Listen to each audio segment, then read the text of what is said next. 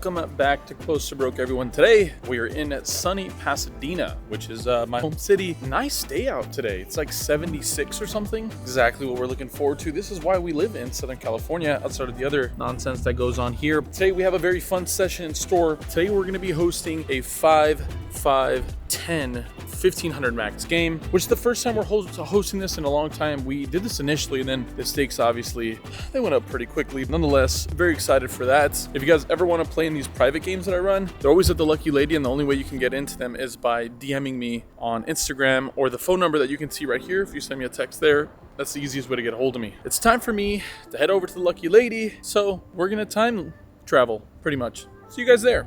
Today's a session that doesn't quit. The peaks, the valleys, Dentist Dave. It has all the makings for a special episode, and I promise you guys, you won't want to click away. So click the like right now, and let's hop into the very first hand. As things open up, this is the very first hand of today's session.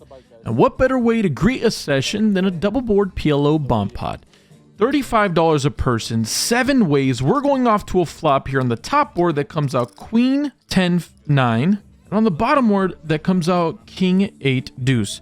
Very much 2 super wet board textures and quite a bit to worry about if I'm being fair. With the action opening up on the early position player, the recycler throws out a bet for 100. The action folds to the player next to act to me, or next to me, which is Dentist Dave, someone we all know and love from the Hustler Casino Live. You've seen him in the last couple episodes. Well, he's getting in the mix and he makes the call. I think we have an easy call here for $100. Everyone else folds. We're going 3 ways off to a turn card that on the top board gives us the top set here. Pocket aces make a set. And on the turn card on the bottom board, it comes out the 8 of spades. So we don't improve to anything directly on the bottom board, although we do now counterfeit some 2 pairs like King Deuce, etc. Either way, I'm not folding at this exact point, and even less so when our opponent here decides to throw out another bet for 100. 100 into about a $450 pot. Dave just makes a call, and with the action on me, we have a very easy just call as well. And we're going off to a river card, playing nice for the most part until all bets are off. The river card on the top board brings the Queen of Clubs, introducing the straight draw and the flush draw and the straight flush draw. And on the river card on the bottom board, it comes out the 5 of clubs. So we have the effective nuts on the top board. We only lose to a straight flush. We can discount all quads here as we do have a queen in our hand. So we're looking pretty solid. At this point, the recycler opens with a bet for the size of the pot. Dave, next to act, decides to go all in. And with the action on me, I'm putting all my money in the middle. I call all in for about $1,500. And Jared, the recycler, calls all in for $1,500. Well, hopefully we didn't just get cooled off. The recycler shows ace queen for a massive cooler. He has, oh my god, he has the second best boat that you can possibly have right now. He's totally run into it. A 1-outer if I've ever seen one on the turn there. I show myself top boat on the top board and aces on the second, but we're not going to be able to scoop here as Dentist Dave shows top boat on the bottom board with a set, or a boat of kings, I should say. A massive, massive cooler. Running into top boat and having second nuts on one of the board is kind of nasty. And just like that, the recycler is getting recycled. Alright, well, after all of that craziness, here we find ourselves in the next hand, where once again, we're fighting the recycler. I open at $30 here with King Queen of Clubs. What a beautiful hand. The small blind and the big blind call. Flop comes out Queen 7-5 Rainbow. At this point, there is some table talk that ensues where Jared says, oh, I better watch out what I'm doing. I throw out a C bet of $45 unfazed of whatever it is that the recycler has. Well, the recycle looks like he's doing some recycling of his own chips and once again decides to raise to 125. Hand's way too good to fold, so I go ahead and make the call. The turn card comes, not the best one as it comes the Jack of Clubs. But luckily for us, our opponent checks it to me, so maybe it's a little scary, but I don't think there's any value for us betting, so I go ahead and check it through. The river card now comes the 9 of Clubs, and once again, the action's checked over to me. At this point, I think there is some merit in value betting sometimes, but I just have a live read.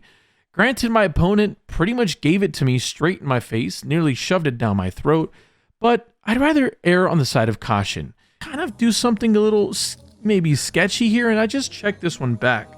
And luckily for us, We did, as our opponent shows 2-pair queen 7 of hearts. Well, you know what they say. Dodge bullets, baby. About an hour or so has passed since the last hand. More people have joined the table. When the action's folded to me in the cutoff, I'm kind of bored and I look down at a suited king. Seems okay. I race at 35. The small blind and the straddler make the call. The straddler being the $10 straddle. We're going off to a flop here that comes ace, ace, 6, rainbow. There is a spade out there, so we do have some backdoors, and king high can be good here sometimes. And getting better king highs to fold sounds good to me. So when the action checks to me, I just c-bet for 40, about a third of the size of the pot. The small blind makes a call here, and we're going off to a turn card that comes the deuce of spades. Well, at this point, this is probably the best turn card I can ever ask for, as we now improve ourselves to the nut flush draw. So when the action checks over to me, I quickly throw out a bet for $175, trying to go near the size of the pot. I think I can once again get middling pairs to think about folding here, and once again, we'd like to get any hand that has equity against us to fold. The opponent does make the call, but the latter does not come true. When the river card comes the ace of clubs. Okay, so now this is a really tricky spot to bluff, and not many people bluff, but I'm me, so I'll find a way to bluff, and this might be a decent hand to do it with. I do block backdoor flush draw, which is kind of maybe semi-important, but in reality, I think I'm targeting like a few hands and a few hands only. 6-7 suited, pocket 8s, pocket 7s, pocket 5s, pocket 9s maybe. All those middling pairs are at least going to have to consider folding. I think if I had kings, I'd possibly check back the turn, but again, in game flow, I just feel like using some aggression to my benefit is a good idea.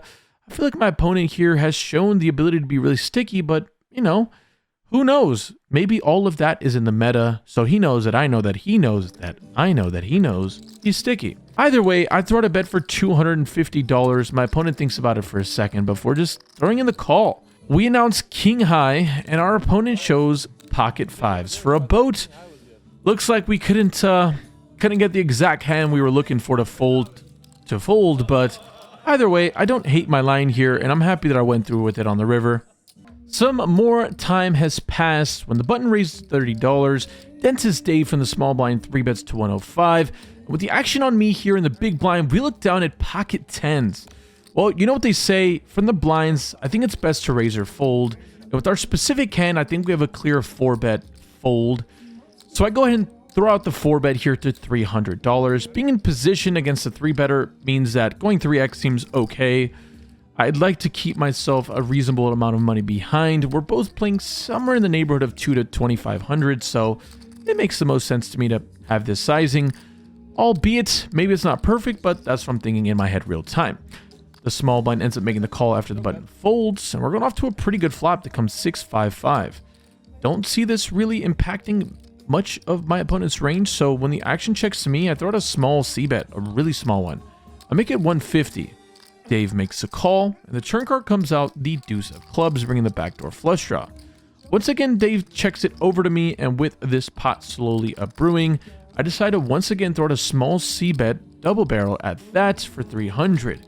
My thinking in time is that I can continue to get value from a hand like 9s, 8s, 7s, and I can obviously maybe get value or even an overplay from a backdoor flush draw or a combo draw like 7-8 of clubs, ace 3 of clubs, ace 4 of clubs. All of that goes out of the window when Dave ends up going all in. At this point, obviously there's a small chance that my opponent can have better as far as it pertains to a pair, but I just feel like this is not a super good hand all that often.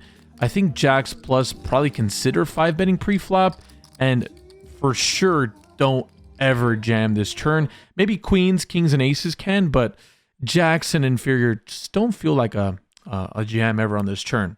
But again, Dentist Dave is the wild card, and he's definitely got some funk in his step. So when that's the case, you just gotta call. Close your eyes and call. Dave asked to rent it out twice, and oh by golly, I am happy to do just that. And even more so when he says he has a 5. Gosh darn it, Dave. You're owning my soul.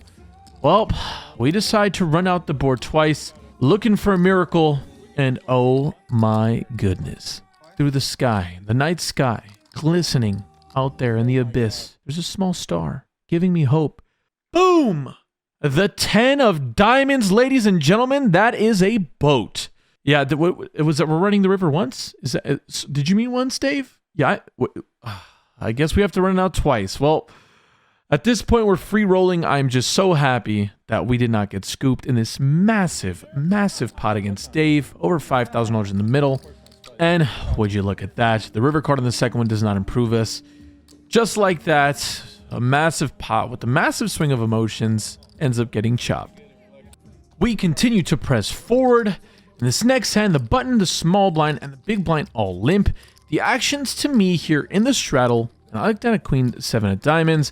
I go ahead and check my option, and we're going off to a flop that's really good as it comes 10, 9, 7 with 2 spades and a diamond. All right, that looks pretty good to me. We flop an open ender, the good side of it at least, on one of the sides, and a backdoor flush draw, if that wasn't enough. At this point, I decided to throw out a bet here for $75. I don't know if I love my bet, but I mean, I just thought that if it's going to hit anyone, someone in the blinds or the straddle, so that's what I'm going with. The button calls and the small blind raises to 400. Well, I don't love a raise, but I do have quite a bit of equity, so I make the call. The button calls as well. This pot is ballooned up to over $1,200, and the turn card comes the 4 of diamonds. Well, if there was anything to be worried about before, it's hard to be worried about it now. At this point, the small blind decides to jam for 825, and with the action on me, with as much equity as I have, although I don't love it, I only have queen high. This sucks, but we have like a gajillion out, so I decided to just go all in myself for about 1,200. The button decides to inevitably fold, and we're going off to the river card. One time, Furja boy, the river card comes 4 to a straight, but not the one I needed, the 7 of clubs. Our villain shows the old 10-9. 10-9 is good to win, my good sir. And the small blind game was on there, or the mushroom game, or the button game, whatever you guys call it. So he also is going to take down $100 from the button bounty small blind game. Gosh darn it. If you folks haven't done so already, clicking the like button down below goes so far in helping our community continue to grow. As I always preach to you guys, I mean, the amount of work that goes into these videos is kind of ridiculous, and just a simple thing like liking helps, go a long way in helping us continue to grow. There's some important things to make note of. If you guys haven't heard of already, every single Sunday I host a public game, a 2-3 game, and a 2-5 game at the Lucky Lady. So if you ever want to join, we get 2 tables going every single weekend, so hop in. It's usually a ton of fun, and I'm usually vlogging this, so it's an easy way and a fun way to get on the vlog. Aside of that, the Splash Squads, if you can't make it out to join me, you can definitely play with me on the Splash Squads. I actually live stream my Splash Squads nonsense every single Sunday, so you can always hop in there and splash around with myself. And beyond that, as you guys already know, if you guys ever want to play in this private game that you're watching right now, you guys can play with me and other fun people like you've seen in the past before. All you have to do is DM me on Instagram, or you guys can text the number right here. Again, I hope you folks have a lovely time. Thank you so much for supporting these videos. Subscribe if you haven't already. I think like 60 or 70% of the people that watch these videos aren't subscribed yet, so that'd be freaking awesome. Aside of that, we have some more poker to go over and some more money to get back so we can get to even. Nearly there, but quite the way to go.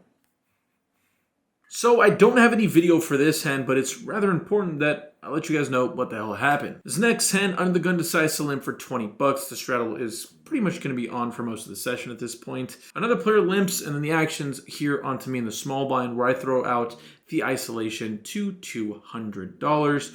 The straddler, the under the gun limper, decide to make the call. At least one of them fold, and we're going off here to a flop that comes king 9-7 with 2 diamonds and a spade. Pretty nice flop for us, but quite the wet one. Straight draws and flush draws to be had.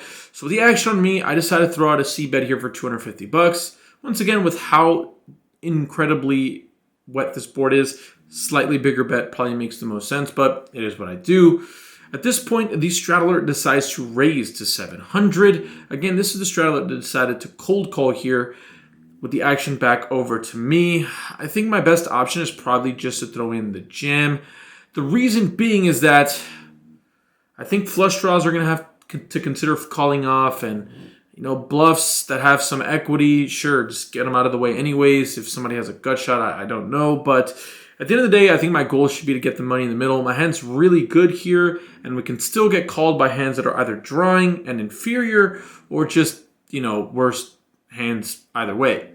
All that to be said, you can't credit all the value hands, and after I make the jam and my opponent makes a call, we're going off to one board here. The turn card is a 3 of diamonds, bringing in that front door flush, and the river card is a 6 of spades. At this point, we show down our hands, and unfortunately for me, my opponent shows pocket 7. So flop bottom set there. Unfortunate for us, we've just been running into these spots here way too often. A massive pot where, once again, over $4,000 going the other way. A $4,500 or $4,600 pot not going in my direction after flopping top pair good kicker. It is what it is. Maybe an overplay. Hard to tell, honestly, with the amount of equity or draws to be had. It feels like there's a chance or a good possibility that my opponent could have tried to be pulling a fast one or looking to play his big draws fast. Either way, that pot doesn't go in my favor, but we've got quite a few more to go over, and we're already into this game for like $6,000. Or we're just into this game for a lot, like infinite. Things might not have been going my way to this point, but, you know, in this big game, things can swing pretty quickly. So although we're in for a bit, I'm sure we can try to get a bit out of it. In this next hand, the cutoff, aka Dentist Dave, decides to limp. I'm on the button, we have Jack 8 off, so I don't know, feels like good enough to isolate sometimes, but I decided to just try to keep the pot small. I just go ahead and make the limp as well. The small blind decides to isolate to 80. The action is over to the straddle, who calls. Dave calls as well. I think we have an easy call here with the pot odds. We're going off to a flop here that comes 9, 7, 8 with 2 spades and a heart. At this point, the straddler decides to lead out for $100, and Dentist Dave from the cutoff decides to call as well. Well, with the amount of den money in the middle, and considering that I have a jack, so I block the flop nuts, which is, I think, pretty important, this is a pretty good spot for us to just go for it. Although it's scary that the straddler throws out a lead here, but I think there's a decent chance that my opponent can either have an inferior pair and like an open-ender, like 7-8 suited or 6-7 suited. We can easily get that to fold, or we can sometimes get a hero fold from a hand like maybe Queen 9, King 9, or Ace 9 suited. And all of that to be said, I just throw out a raise for 500. Looking to obviously turn my hand into a bluff, but there's a small chance that we're not bluffing, which again is very small. It's like sub 1%. But either way, like I said, we make it $500 to go. At this point, the straddler jam out of nowhere here. The action gets over to the cutoff, Dentist Dave, and he decides to go all in. Oh my god. Well, this is not great, but with the amount of money in the middle, and considering I only have to put in like, you know, not much more because I don't have much left in my stack, I just go ahead and call all in for about $800 more, as it'd be really dumb to fold at this point. We're going 3 ways off in a massive, massive pot here. We decide to run out the board twice. The first board comes out with the deuce of clubs on the turn, and then the 6 of hearts on the river, putting a 4-liner out there. It is at this point that we figure out that Dentist Dave has King 10 of hearts, so the old open-ender, unfortunate for us, he gets from the first one. The second board comes out with the 3 of hearts on the turn. We have a sweat now, and the river card comes a 3 of diamonds. At this point, the big blind shows ace 4 of spades. Dave has king high, and somehow I win the second run out. Oh my god. Oh, how in the world? Jack 8, good. Okay, middle pair, max value. I got these freaking monsters to just call off or blast it off with draws, and here I am sweating out this run out with the best hand. I drew it up. We end up chopping up the pot. $2,500 coming my way from the main pot, and they chop the side pot for $4K. So, yeah, not bad, right? Just like I said, things change quickly in this session, or just anytime we're playing in this private game. Under the gun decides to limp. At this point, cutoff decides to isolate to 50 bones. I'm next to act on the button in an obvious squeeze spot, and we look down. at pocket Kirons. When have pocket Kirons ever failed me before? This is the chance we've been looking for. I 3-bet this to $200. And my worst nightmare happens. The small blind calls, which then leads the big blind to call, which then leads the limper to call. There is so much dead money in the middle. I'm praying the cutoff dentist Dave could just go all in. And the prayers have been called. Dave 4-bet jams all in, having all of us covered. Oh, I can't get my money in the middle fast enough. I rejam for $1,500. The small blind tanks forever and folds jacks. Everyone else folds. And Dave shows jacks himself. We have the miracle spot, nearly drawing stone dead for a massive, massive opportunity, near $4,000 pot, and only 1,500 of those dollars are my own. One run out, and the flop comes king high to put aside all worries. Let's freaking go. $4,000 going my way. Finally, some heat, some energy. It's exactly what we needed. We are now at the latter half of the session, and things have been quite rocky, to say the least. In this next hand, the button opens to $30. I'm next to act in the small blind, and we look down at a beautiful ace-10 of spades. I go ahead and 3-bet to $150, keeping my aggression up here, looking to get this heads up, or even just take this pot down for free at this point. Well, it won't come down to that, as at this point, the big blind decides to 4-bet to $480. Of all the players in the game right now, the big blind has been the only person that's been playing super aggressive as well, and definitely been picking his spots accordingly. Kind of pro-y, if I should be honest. Either way, things like this slip through the cracks, and with the action over to the button once again, Dentist Dave does not fail. Dentist Dave decides to throw out a call here. This doesn't mean that it's a bad hand. This can easily be a hand like pocket nines or pocket jacks even, or pocket eights. But with the action back over to me, with the amount of dead money in the middle, having around 3,700 in my stack, I think this is a really fun spot to go for something crazy. Although I don't ever recommend doing this too often, we just don't 5-bet bluff enough, and if there's ever a time to go for it, is there a better excuse than when there's $1,000 in the middle, just stone dead? Nearly $1,100 in the middle, just literally stone dead. It's just out there for anyone to grab. Well, I'm gonna go for it. 3 ways. It's a scary spot, but hey, if you're ever gonna do it, why not use a hand like this? I decide to go all in here. I 5-bet jam for $3,700. The action here on the big blind, like I said, he's been kind of pro-y, and we'd hope that he can have a 4-bet fold here, but it doesn't come down to that, as our opponent ends up calling all in for about $2,700.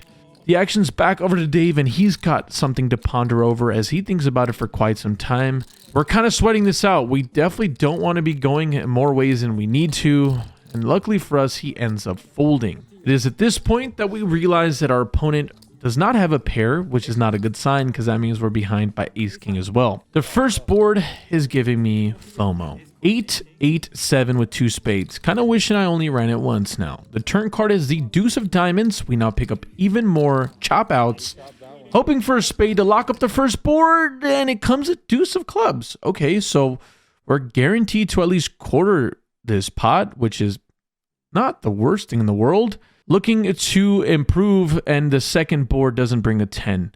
But once again, there's 2 spades out there. 7, 6, 3. We flop ourselves yet another nut flush draw. The turn is a 3 of hearts. My heart is beating. I don't even know what to do. And then the river card comes. The queen of spades. Oh my god, what just happened? From 0 to hero, my really aggressive, borderline dumb play was absolutely rewarded here. We end up torching ace-king here, winning 3/4 of the pot. Oh my god. What the heck just happened? Rounding out today's session, we have yet another fun hand where the hijack raises to 100. Yep, that's a $100 open, and there's only a $20, or honestly, it might even just be a $10 straddle out there. Well, I decide to make the call here from the button, the small blind, and the big blind call. We're going 4 ways off to a flop here that comes 3, 3, deuce, rainbow. With the action checked over to me, I decide to take over the betting lead of the hand and throw out a c-bet of my own for $225. Only the big blind calls here, which is Not the worst thing in the world, and the turn card comes the deuce of diamonds. All right, now the board is double paired, but it does bring a backdoor flush draw. With the action checked over to me, I think we have a pretty clear just check. At this point, our river card would just give us an easy bluff catcher, and we can obviously cross that bridge when we get there, so I check it through. The river card comes the 7 of diamonds, not my favorite card as it brings a backdoor flush, but I just don't suspect many backdoor flushes to bet on a board like this. At this point, my opponent from the big blind decides to throw out a lead for $600.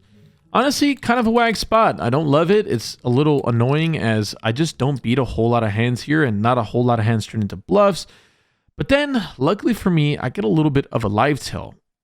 With the way my opponent talks to me, asking if we both have a chop or ace high, are we playing for a chop, I just get the genuine feel that, I don't know, it just feels like weakness. My opponent looks like he could be making a move on me and honestly looking to get me off a chop. Little does he know, I actually have a pair, so it won't be a chop. I think about it for a little while before deciding that my hand's kind of under-repped here. By checking back the turn, I think I've pretty much set myself up for failure or success. I've just got to call this river, so I go ahead and put my money where my mouth is. If we're right, we're in the black. If we're wrong, we're in the hole. My opponent announces ace high, and just like that, after being into this game for $6,000, we found ourselves a way to book ourselves a very, very small win, but a win at that. Oh, what a turn of events. What a great night. Oh, let's go. I can do this with my eyes closed. It's too easy. Quite the eventful one. Outside of a couple of misplays, which we're always due for one of those. Ended up catching Dentist Dave in a bit of a cooler. It's like a brother of mine now at this point, and always painful when that happens. And then obviously the ace-10 hand. We were trying to pick up a bluff, the mushroom game was on, and there was like $300 on there, so I was trying to go for it. Ended up running into ace-king, and somehow we ended up three-quartering our opponent there, which was massive. So we were into the game for 6,000, I believe, and out for 6,202. So somehow ended up profiting after being in for infinite. So hey, we'll take it, I guess. I mean, I don't even know how else to approach it. Really an eventful session. I hope you guys enjoy this type of content. Today's game was supposed to be small, ended up getting big, but all the players agreed to it. So the point of the game is to keep it fun. None of the straddles were mandatory, obviously. So that's what kept the game honest and fun and exciting. So if you guys are ever interested and want to play on either the Tuesday or this Thursday, I mean, the days don't really matter, but either 5-10-20 or 5-5-10, DM me on Instagram or contact me at this phone number you'll see right here on your screen. Outside of that, I hope you guys have a lovely day. You guys can always play with me on the Splash Squads. Link to that's in the top of the description. Otherwise, if you haven't already, make sure to subscribe down below. I love you all dearly. Today's session sucked the soul out of me. It's like 1 in the morning. I'm dead. My money's right there. So have a lovely day, y'all. Stay happy, healthy. More importantly, we're good at the tables. Y'all deuces. I've been there, done it, seen it. Y'all just talk, don't live it. And just took that route, that seen it. And I'm so outspoken like Reason. Jimmy Neutron, boy, young G's. And I'm a self-made man out of Sweden. And it's still off top, I'm tweaking. But I still gotta fight my demons.